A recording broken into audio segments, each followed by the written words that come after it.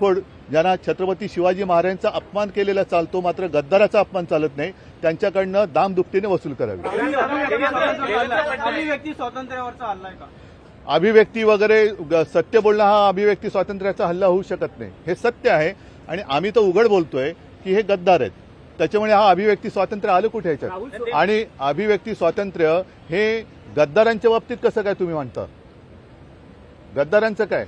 जिथे त्यांनी उघड उघड चोरी केली, सगळं केलेलं आहे, त्याच्यामध्ये मुख्यमंत्री किंवा पोलिसांचा दरारा कमी करण्याचं काम हे चाललेलं आहे. मुख्यमंत्री आणि गृहमंत्री यांचं काही या राज्यात चालत नाही, आम्ही वाटेल ते करू शकतो असं दाखवण्याचा हा जो प्रयत्न आहे तो वेळीच चिरडून टाकला पाहिजे.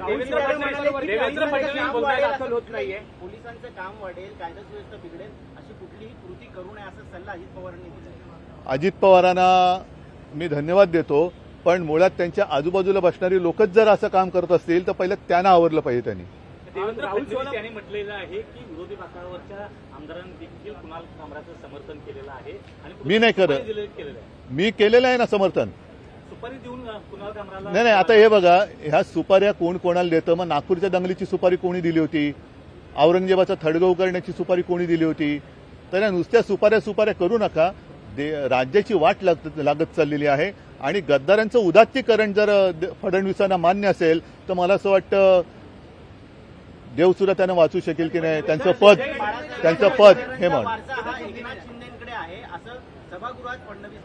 नाही, हे म्हणूनच म्हटलं ना की छत्रपती शिवाजी महाराजांचा वारसा घेऊन चालायचा का गद्दारांचा, अनाजी पंथाचा वारसा पुढे चालवायचा का संभाजी महाराजांचा, हाच ह्या सरकारला माझा प्रश्न आहे.